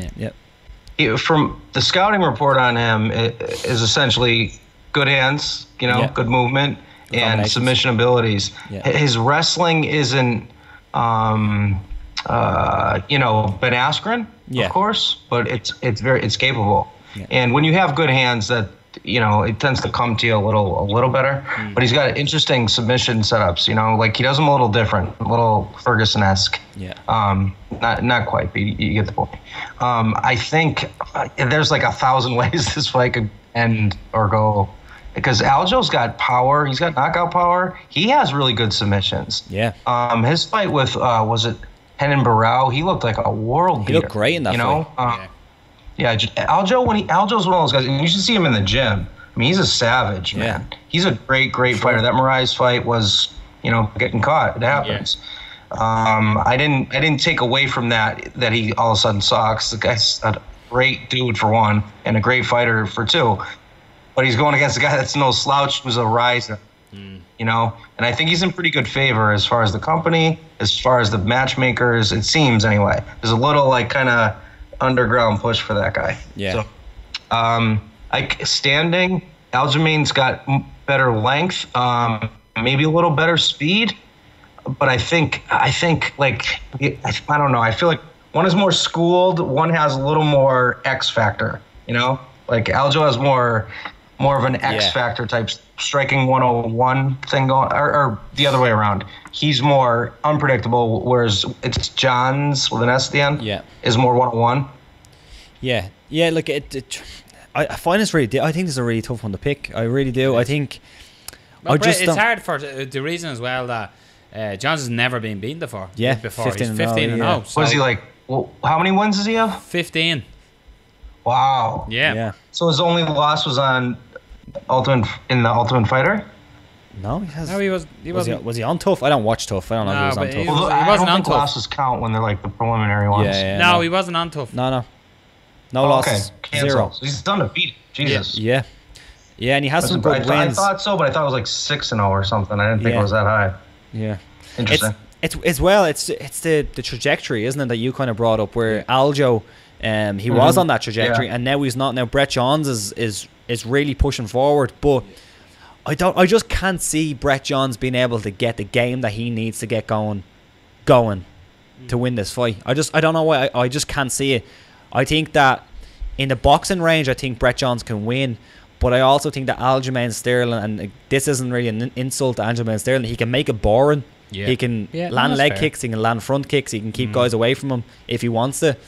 He's actually really good in the clinch too. He is so good in the boxing clinch. range and clinch range, they're actually a little different. Yeah, He wants to be here, not here. Yeah, He doesn't want to be here either. Yeah. John's, it's going to be about range. Yeah. Yeah. Good point. Yeah. I'm going to go with Aljo. I think maybe the betting lines will favour John slightly. I'm not sure. They are. No? I'm looking online here. I can't even find it. Can't see it. Bookmakers. They weren't out the other day on the site. I think a lot of people will favour Brett Johns though in this, and for good reason. But I just don't see what he needs to do happening to win this fight. I just think Aljamain Sterling will be able to outpoint him. But yeah, Johns has a big future. And he hasn't fought anyone at that level. Yeah. It's a tough one. Great fight though. I'm really looking forward to this one. Great fight. See, I'll be rooting for Aljo because I know him. Of course.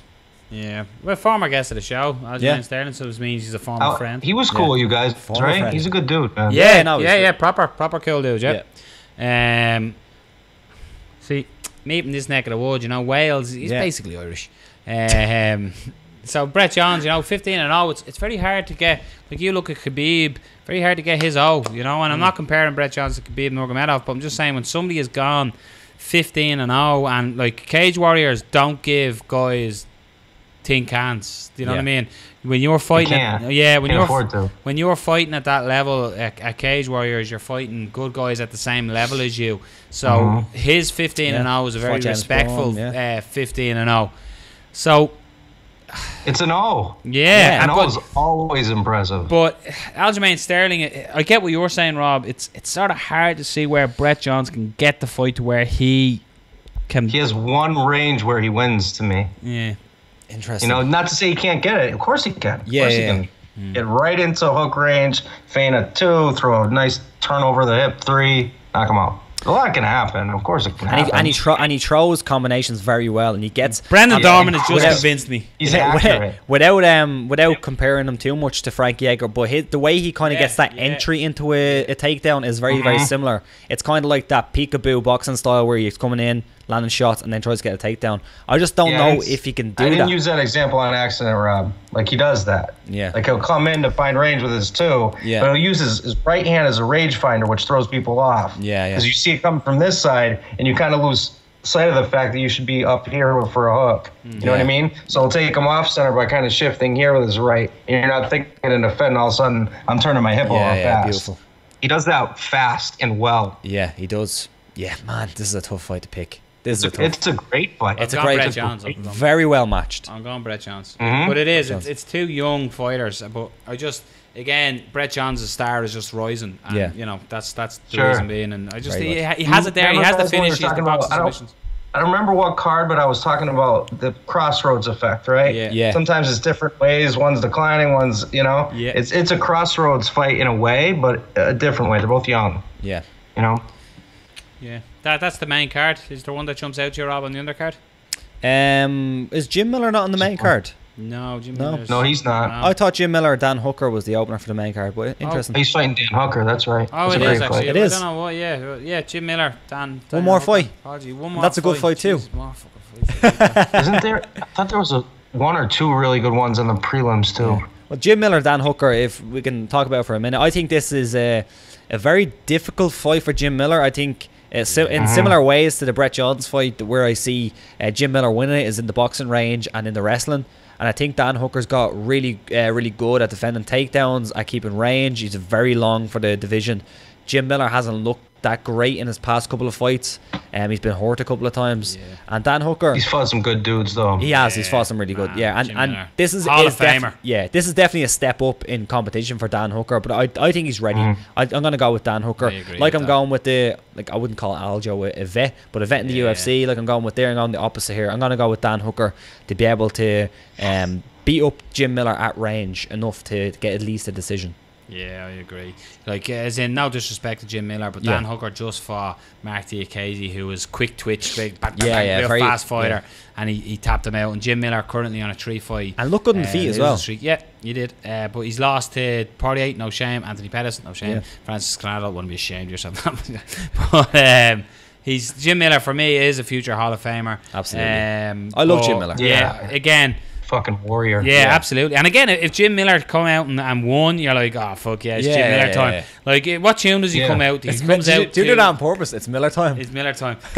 He comes out to oh fuck, I see the color around the rain. He comes out to that tune. Yeah, Creedence. And it's like, it's Jim Miller, man. Here we go. That's a get up song. That's a get up song. Yeah, it's the way some fighters come out to certain songs and you're just like, yeah. Do you know what one I used to love? Yeah. Matt Mitrione. Yeah. He came out to Simple Man. Yeah. By Great Skinner. Or did he do the Shine Down one? No, Skinner. Okay. What's his name? That cover was fucking disgusting. What's his his name? He had the terrible Johnny Cash tattoo. Matt Hughes had the worst walkout song of all time. Country boy, country something. Oh God. I'm a country boy. You're thinking Alan Belcher. Alan Belcher came out to the When the Man Comes One time Around. came out to Tool and it was the best ever. Who? Sorry. Rory came out to a song called 46 and 2 by Tool. It's a magical song if you don't know. Tim Kennedy came out to Alice in Chains. Rooster. Yes. Another great one. No, but remember Alan Belcher? Let me get to my Alan Belcher story.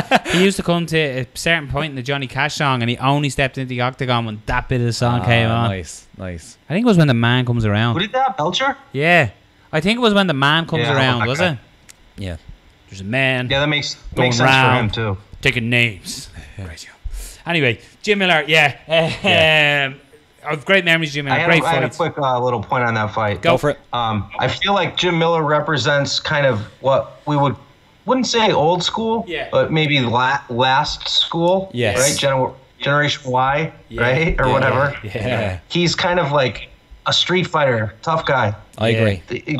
Granite chinned, not fancy. Yeah. Probably didn't play. Tough. He probably wasn't a D1 soccer player or basketball. You know what I mean? Yeah. He's not some super athlete. Exactly. He's a tough motherfucker. Yeah. Man, that Joe Lozon Going fight. against someone who is the new school. You know, it's an interesting affair he's big for weight in class. that, if you look at it through that lens, you know. That's crazy, actually. They were talking about, they done a vote of best fights, and I'm only thinking about it now because we're talking obviously about Jim Lozon, Miller. Miller. Them Lozon fights, the 2 Lozon fights, holy shit, them 2 fights were fucking unbelievable. The end of it when they were about Speaking of lying old down. school in the guys, pool. want a street fight. Oh my god. Fucking Don't show that to your grandmother. Lozon used to fight his brother to the death on their front on lawn. the when front they were lawn. kids. Nuts. Yeah. Savage. They're the old school, He's man. Bostoners. They're the old school. Yeah, it's all East Coast guys. But this is a cracking card, and for you people in the US of A listening, it's free on the telly. Yeah, let's quick under the radar each. I don't know if you have it up there, but if you don't, it's cool. You go. I don't. You can go first. Under the radar. I think all the fights are not on the main card are shite. Come on. Now, Patrick Cummins, Corey Anderson is a good scrap. I like that. And Patrick Cummins better be wearing his Brunson tash. Yeah. What about my boy? Magomed Bibulatov. Yeah, versus Sasaki. I like that fight. That's an excellent fight. That's not my pick though. Is that how you're saying it? Bubeltov? Bibulatov. Bubultov. No, I don't even attempt Whatever. it. Magomed. Magomed. That tells you all you need to Magomed. know about him. He's just no Sharapov, you know. He's good. Yeah. I like the Aspen lad, Leslie Smith. Aspen lad, I think You're is. turning into Carl Dard and just picking the women fights. No, that's a great fight. That's actually. I was just going to give him that same shit. Yeah, that's a Who gives very a intriguing fuck? fight. Look at me, That is I'm a very- Rob, the modern Leslie- MMA fan. Leslie Smith with her what she have, like this kind of trying to unionize with the fighters. So she's gonna be in there with Dana White for the first time at the weigh-ins, and that's gonna be awkward as fuck. Oh yeah. Yeah. Well done, Rob. Dan. You make me say Dan for no reason whatsoever. Why did I say Dan? I'm fucking with you. Yeah, it's a great fight. It is a good fight. Aspen lad It is talented. No, it is. Yeah, it is. We're just there's that's one like other I think feel though. like. What do we skip on the undercard? Skip one? Just some Jesus, some I of feel them are. like there was another. I don't know. Sierra Bahadur. Oh yeah, the Afghani is a great fighter. actually. Yeah, that was it. Yeah, Okay. Ryan LaFleur, He's good. Ryan LaFleur, Alex Garcia is good too. Yeah. Alex Garcia. I trained with Ryan LaFleur a few times at his gym grappler. in Long Island. Yeah. He's got Long Island MMA because he's affiliated with Henry. Yeah. So I met Henry there, blah, blah, blah. Seems like a good dude. Yeah, good dude. Ryan LaFleur is one of those guys, he was shown flashes of brilliance, but then he'll have an off night, you know. Yeah. It's been inconsistent, but I like him a lot as a person. So, that's what it is. Awesome. Brendan, absolute pleasure. If you want to follow, if you're not following the knowledge and the power that is Brendan Dorman, just type his name in on YouTube or on Twitter. Interact with him. He'll give you a stick. But Brendan, absolute pleasure as always having you here, and obviously Fight Talk. And just thank you, Brendan, because it's great having you. Thank you, fellas, for having me. Good head It's movement much there. appreciated. That was good head movement. Always. Cheers, man. Slip that check. Oh, All head right, movement. guys. See you next week, my brother. Brendan Dorman. Not saying he's the best, just saying there's probably nobody better than him. Nah, there is. Yeah. He's our man. So welcome back to obviously Fight Talk, and we are looking at MMA history and talking about history. Look at the beauty on the screen. The historic beauty of Daniel Movahedi. The gentleman is back on OFT, and not just for Referee's Corner, but to look back in history. So Dan, welcome back to OFT, my man. Thank you very much. You made me sound so old. History to, make me feel old. I'm not that old. I'm only 32. We want to talk about fights from years ago, so we got Dan on. The last time you seen 32 was on the back of a bus. So Dan, this week, this day, actually we're recording on the 16th today. So this day, 13 years ago, was Randy Couture versus Chuck Liddell 2. Obviously, these were the biggest names in mixed martial arts at the time. That's fair to say. Mm-hmm. Yes. They square off before. And to a certain degree still are. Some people still talk about them. Obviously the old school guys like yourselves, myself, and people who come, watch UFC in the early days. still talk about them, and they still talk about Chuck Liddell maybe coming back fighting. So it's even me. I would be doing commentary on a fight, and someone would get a clinch and be doing dirty boxing. Yeah. And I always say he's dirty boxing, like Randy Couture. Yeah. I always still say that. Do you know what the mad thing about MMA is that we can look back at fights like this, and that's like almost the start of MMA. I know it's not quite. It was like 1993, or if you want to go back a little bit back further, but as in those are like the pioneers of MMA, and like it's only 10-15 years ago, which is crazy to think about how young this is. It's weird. They'd fought originally. This is what I love about the old cards as well. So they fought on UFC 43, which was the first fight that ended in the third round in favour of Randy Couture, and it was UFC 43 Meltdown. I love it. Yeah. That fight there, forget the actual fight. I think Randy was 39, I think he was at that time. And even then, people were like, the old guy, etc. Yeah. And man, to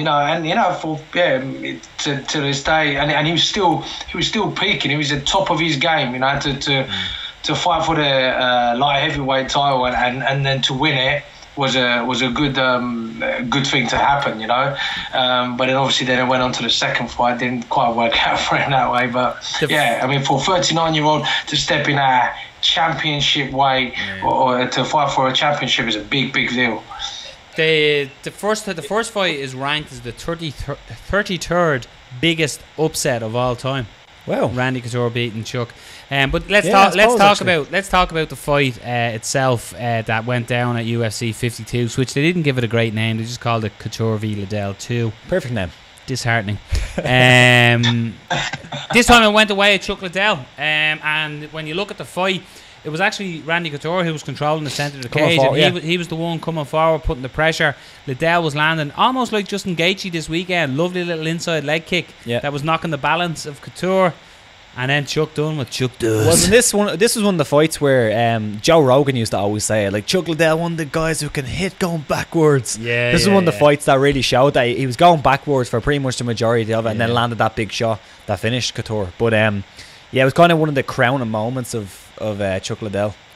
What I love about this, do you think, analysing it, do you think that was the way?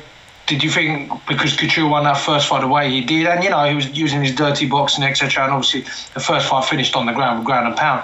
But do you think if I'm going to stand here, because back in those days, wrestlers doing a bit of boxing, they got not full sense of security, but because they had a good round of stand, they thought, I'm going to stand and box now. I'm going to stand and trade, as opposed to sticking to their bread and butter and taking it to the ground and getting that win again, So which I thought in that fight, if memory serves me correct, I thought what the hell is he doing standing up with him, man? Just do what he was doing, getting that clinch and even take it to the floor again, But then, like you said, Chuck Liddell threw that shot that he's famous for, and that was it, lights out. Yeah, as far as I remember, there was no takedown attempts, but like to be fair to Randy, but there was no takedown attempts from Randy. But to be fair to Randy, he got all his takedowns from the clinch, and there was he just couldn't get any kind of clinch going on in that fight. He was just coming forward, and Liddell was constantly moving backwards, which that's a good adjustment of a game plan for Chuck Liddell, and that led to the win. But what I love about it when you look it back, and again we talk about how young the sport is and stuff, but it's like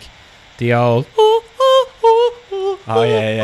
all that music's playing, and then you have Bruce Buffer with not a grey hair in sight, coming out, not a It's Time ring in sight, all that sort of stuff. But Dan, the real question is, did Big John McCarthy stop it too early? No.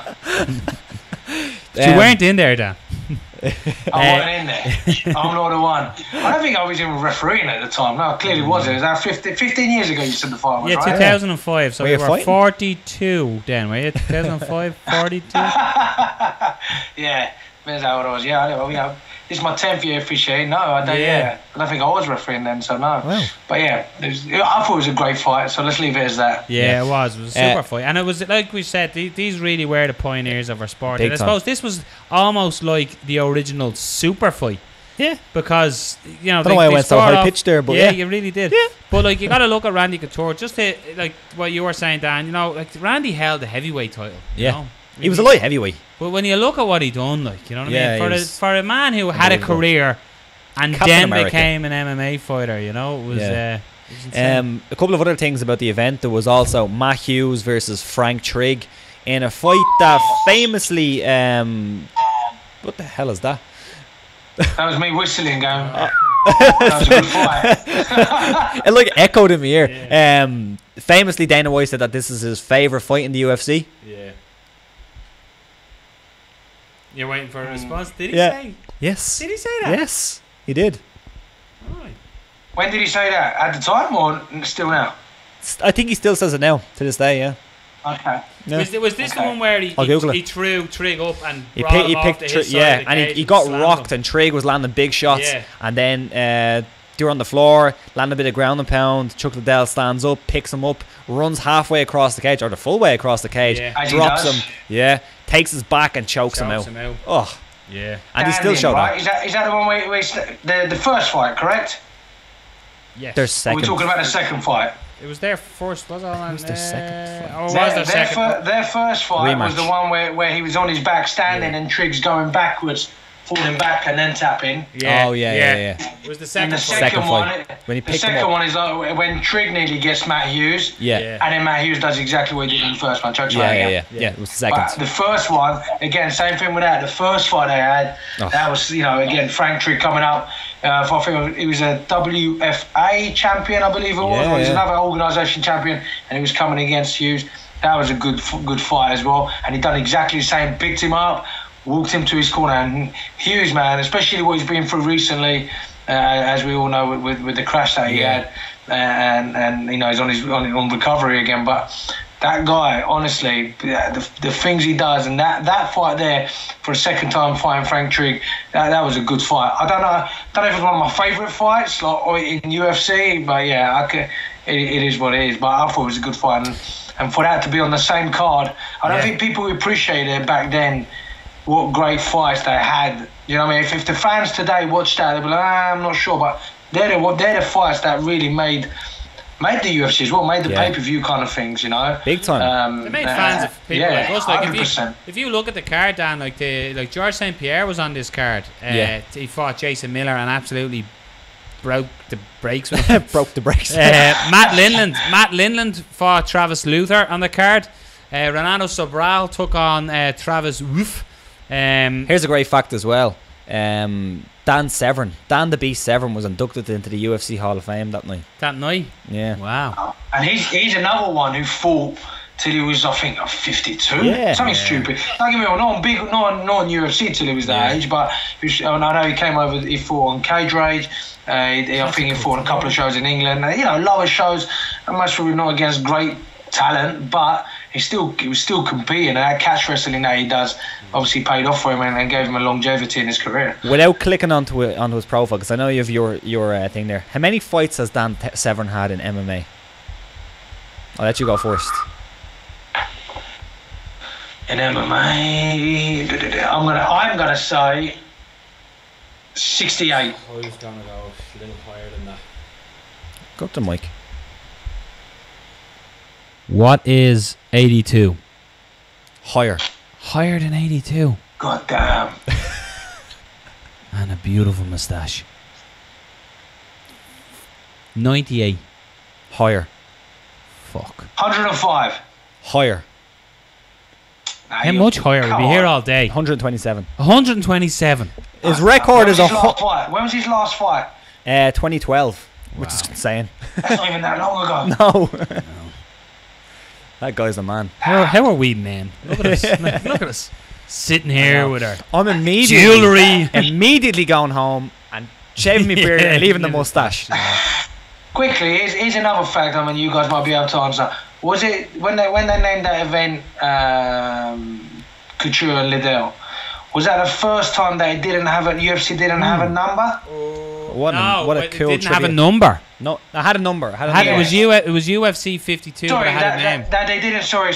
That they used the fighters' names. Instead as the event, as opposed to, I don't know, like Meltdown or whatever it is, High Voltage. Yeah. High Voltage. High Voltage is a pride one. Yeah. No, it is. No, it was definitely one. It's just funny that the UFC come up with these great names. I loved it. Fantastic names. Let's scroll all the way down. You're having a Brendan Dorman moment here. Yeah. UFC 32. Well, To be fair, hey, I must say this. I was listening to the Joe Rogan podcast and he gave him a shout out for being a good analyst. Yeah, he did, yeah. Brendan Dorman, if you're listening, he did, buddy. Yeah. I don't know if it was the very first one. To. Yeah. He's a big listener. I don't know if it was the very first one, but yeah, looks like it. UFC 51 was Super Saturday, and then UFC 50 was the War of 04. The War of 04. Great stuff. Like War on the Shore and all that crap. Great stuff. Who was on that? Who was on that card? Quickly, I'm sure I watched that somewhere on Fight Pass recently. UFC 50. The War of 04. How can you not remember this, Dan? Oh my God! Mental, who was on it? It was Tito Ortiz versus Patrick Cote. Rich Franklin versus Jorge Rivera. Yeah. Matt Hughes versus GSP. Armbar. That's the one when he pulls the armbar off, right? Frank Trigg versus Renato Verusa. Evan Tanner versus Robbie Lawler. Oh. Ooh. Jesus. Travis Luter, Marvin Eastman. Oh. Marvin the Gash Eastman. I love the way you avoided Salivary and Feichland. God damn, alright, I did. Come here, though, isn't it interesting we're talking about Frank Trigg, and El Twinkle Toes now is a UFC referee. Well, an MMA referee. Yeah. And he's a good referee, you know, and because I follow him on social media, and he's only recently obviously just come onto the UFC scene, but he's been doing it for a while. He's been under the guidance of Big John, so he's been plodding away and doing what he's doing, which is good, man. You know, and obviously his experience as a fighter, which I always say is quite key. He knows what he's looking out for the fights, which I think is good. Do you reckon he gets? Do you reckon he gets? You know the way soldiers, when they hear a loud bang, they get the yell. Do you reckon when he sees somebody in a rear naked choke, he gets? Every time he gets into a lift, he thinks of Bruce Buffer. He's a Bruce Buffer. Boxing him in the stomach. Dan, love you, Frank. It's great having you back. Listen, my man. It was great to be back, and honestly, we will do it. I know we were talking offline about doing it more often, whether it's a referee corner or not. I will come back on the show, and I enjoy, especially if you're doing these reminiscence things. Depends on how far back you go. We'll get the old guy out. Memory serves me. I don't know. We'll get the old guy out. We'll really out. No, but it is something we've talked about, because a regular listener to the show will be like, "Hey, Movahedi used to be on every week." Yeah. And then Monday for a while didn't suit you. We recorded on Monday, folks. And then, you know, we said, no, look, it doesn't have to be just referees corner. Dan is a big part of, obviously, Fight Talk. So whenever we're going to have you on, we're going to come on. But the worst thing we do with poor Dan is we always let Dan, we always overrun with everybody else. And poor Dan is at the back of the queue. Last. That doesn't mean anything. You're a big integral part of this show. And we're delighted to have you a part of it, man. It's okay. I love it, really. I'll tell you what, can we, if you're going to do these on this day thing, maybe we should do a couple of Pride stuff as well. Yes, 100%. Absolutely. I agree. Next week, if there's anything on this day next week, we'll do Pride. And come here, what t-shirt size are you? What t-shirt? What new t-shirts have you got? Yeah, we've got the new, obviously, Fight Talk t-shirt. Have you now? It's the Japanese MMA t-shirt. Well, I'm over in a couple of weeks, aren't I, for you guys? I'm not there. I'm going to be in Newry. I'm actually commentating and emceeing a different show. Okay. So how about you? I'm not that. Oi. I won't be able to do it on my own. Yeah. I might go as a fan, maybe. Bring a fucking camera and record a few interviews. Fuck's sake. I'm a large. If that helps. Sweet. I'm a large. Have you not seen the design? I have, with the Godzilla-looking Japanese MMA. Yeah. Of course I have. It's a lizard. It's a lizard. It's not Godzilla. No copyright. Last time I asked, I had a shirt that looked like it was the wrong way around. The printing was done the wrong way around. What? Your shirt? Remember the one that you got on the stool there? That one there. Right. No, the other one. The Fight Store. Was it a Fight Store? No, it was the obviously Fight Talk one with the logo on it. Yeah. It just looked. That one in the middle. That one there. Is ruined. Yeah. Yeah. I don't know, it just felt like the things were put on the wrong way around. I don't know, it just didn't feel nice. Sorry, man. That t-shirt you paid for? Oh, yeah, that's right. You got it for nothing. Yeah, cheeky. Honestly, every time I come to say my final word, something cuts out. Yeah. Typical. No, you're still there. We can still hear you, so don't hang up. We've just got to look at your stupid head while you're doing it. No! Oh! He'll ring back. This happens every time. This is brilliant. Ring him back. You gotta let him say his goodbyes. Every time Dan is saying goodbye, it cuts out. Here he is back. Here he is. Hello, who's this? Every time I have to say my last word and it cuts out. You guys do something. We don't. I promise. We really don't. We actually don't. It's brilliant. It's brilliant. Anyway. Bloody hell. Yeah, so what? You're a busy man. You're over here for Bama. I can't remember the number. I've lost interest. 35, I think. But you're back over here, and then what else is on the agenda for the Movahedi? For Movahedi, I just done 5-star championships on Saturday, which was good. Some fantastic fights. I'll send you some links to some of their fights that happened on the weekend. Some good, honestly, some good talents. Because I know Ben Fulso was meant to be fighting on there, wasn't he? Yeah. He was meant to be fighting on there. Just have a couple of local shows. Got contenders coming up, and Bama. So looking forward to it, man. And you're competing this week. Yes, and I'm competing this week at the Southeast Open. No gi. Watch out, Goddard, he's coming. Yes. Yeah, you guys keep saying that. Yeah. Listen, the day that ever happens, he keeps going to me, you need to come and grapple. I was like, okay, man, I'm a busy man. So is he. So one day it might happen. Who knows? Get my ass handed to me. And we'll be there filming. Yeah, I bet you will. Fight Night. Dan, it's a pleasure. Gents. It's great to have you back. Again, man. Take care. Enjoy training. All the best. Have a good evening. Take care. Bye-bye. Rob, we got to fly through this quickly because time is betting by, and my God, are we running over. Fans' questions. So we basically put out a couple of any questions for this week on the podcast. So let's fly through them. Fly. Michael McWilliam says, "All right, lads. All right, All Michael. Do you think Poirier gets a title shot next, or should Poirier fight Alvarez for the title contender? Also, what did you guys think of Israel Adesanya, and who should he fight next? I think Poirier and Alvarez should fight, Rob. I think it's the fight to make. It was a no contest. Both good wins, both over Gaethje. Yeah, make it happen." Poirier and Alvarez, I don't think he should get a title shot next, although I do think he's fairly close to a title fight, and I think he's done a great job to get there. I think the title fight should be Khabib McGregor. If that can't happen, do you book Ferguson Nurmagomedov? I don't know. If Ferguson doesn't get the title shot, that's another interesting one. You could have Poirier versus Ferguson. That's a great matchup as well. But I think Alvarez and Poirier do that again. Israel, who's next for Israel? I don't know. I don't think it should be anybody with a big name. I think it should be somebody on a similar level of Vittori, maybe a little bit of a step up, but not somebody sitting there in the rankings. I agree. Yeah. But that's not to say, if you haven't watched the rest of the show, I was very, very impressed with him. Yeah. Sean Taylor asks, 2 losses in a row for Gaethje. Who would you like to see him matched up against next? And is there any hope he ever uses his wrestling? Just said it. I think Eddie Alvarez is the fight. Or Eddie Alvarez, Justin Gaethje. Where am I going? Justin Gaethje. Who do I want Gaethje to fight next? I think Justin Gaethje should fight Aloy Quinta. Oh, that's a great fight, Rob. I think that's a good fight. That's a great fight, Rob. Yeah. Great fight, Rob. Yeah, and he should use his wrestling a lot more. I think we talked about it earlier as well, and I just think if he employed when he was hurt and wobbled rather than waving Poirier in, go for the takedown. The takedown presented itself a few times for Justin Gaethje with the takedown. Do you know who'd be a great fight as well? Just coming to me.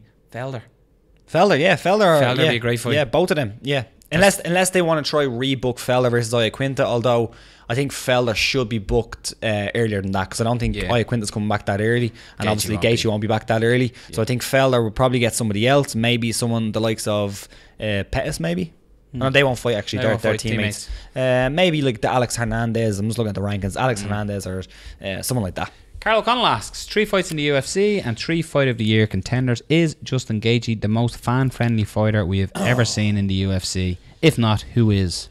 It's so fresh that like one of these questions is just going to say yes, because it's so fresh. But he's definitely up there. Do you know what I'd say?